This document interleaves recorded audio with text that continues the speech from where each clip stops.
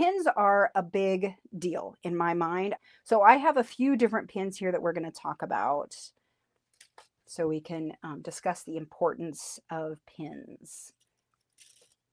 Okay.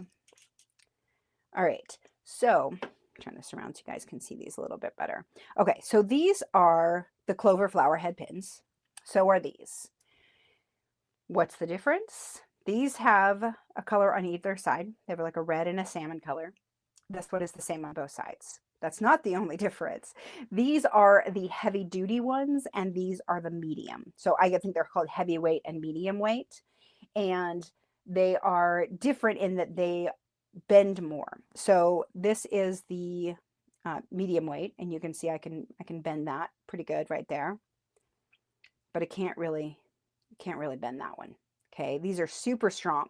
So that means these are really good for doing things like the luxe throws that you've got some heavy fabric and you need it to really stay. If you're pinning through numerous layers, these work really well. These work fine, but they will tend to bend if you're working through numerous layers. So I like these for strip quilts, throws, that sort of thing. These I'll use for stuffed animals and lots of just normal sewing. There's another brand out there. These are Taylor Seville, the magic pins. And these are very similar to the medium weight clover. The clover ones are slightly longer needle, or the shaft is a little bit longer, but they are pretty much the same sharpness.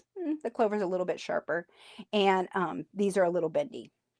Okay, so they're similar in I think they were the same shaft width, like in the packaging, the 5. Right. Yeah, I think that they're both 5.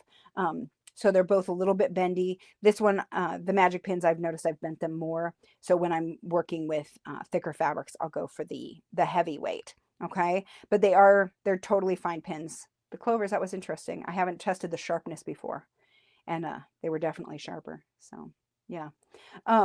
This one looks very much like a clover flower head pin, except it is not. I don't know if you guys will be able to see, but you can see in here the shaft of the pin only goes up to here, and in this one the shaft of the pin goes all the way up to here. So if you are like me and have ever been and pulled out a needle and tried to thread it and then realized it was a pin without its head, it was probably one of these that lost its head along the way, because they will just lose their heads. So that's how easy that is. Wow, that was a really good demonstration. Right, because I can do that here and I can't break them off. Yeah, they're just really, really good at breaking off the heads. So that's why I really suggest the clover pins. They're my favorite. They are just nice and strong.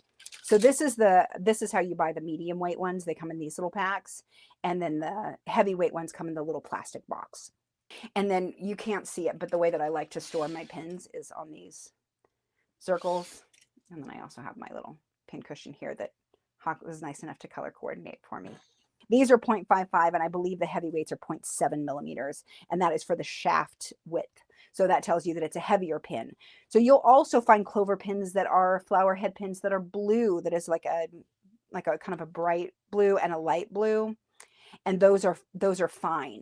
So those are like 0.35, and those will bend like crazy, but they're perfect if you're sewing something very fine, like a silk or lawn or something like that. So they won't leave a very big hole. So now that we have which pins we want to use, let's talk about how we pin it. What we talk about in either way, whether we're working with Luxe Cuddle or with a Cuddle 3, is that trying to keep it in control while you're sewing it is really important. One of the things that happens is that it likes to shove like this, and we'll talk about how to avoid that in other, like using the right foot. But that shove can be prevented if you're using pins, because you can't actually move it. So the way that I like to pin is parallel to the cut edge. And I will pin it about a ½ inch or a little bit less from the cut edge. And then I go back and I pin it a second time. And what that does is really gives us a nice firm hold. It's not going to go anywhere on me as I sew. Like it's just going to flatten down, which is great. Okay. So in all the patterns that you'll find that are the Shannon patterns, we always call it double pinning. You're going to double pin the edges. I know that some people will pin, because they don't like so many pins, and they will use Wonder Clips along here.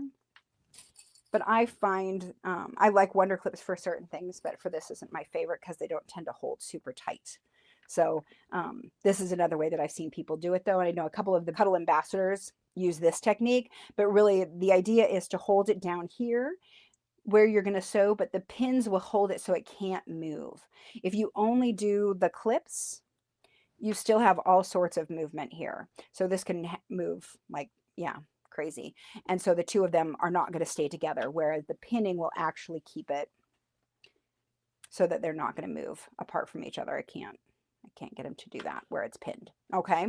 So same thing goes when you're working with just a C3, is that we're going to pin it this way. Oops, I'll pin it a little closer.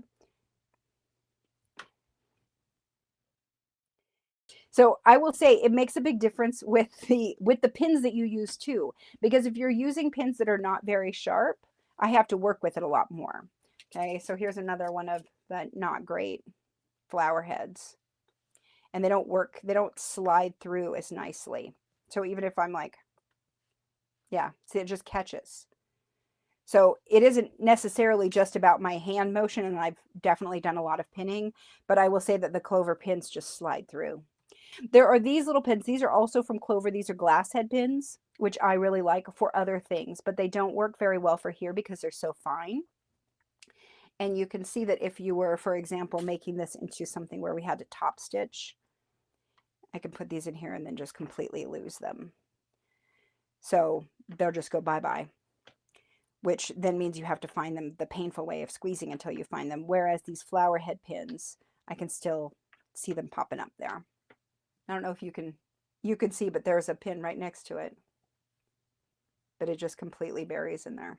All right. So being smart about which pins you're using for which purpose makes it a lot easier to do. There's my lesson on pins. Pins are super important, and I think a lot of people don't realize how critical they actually are.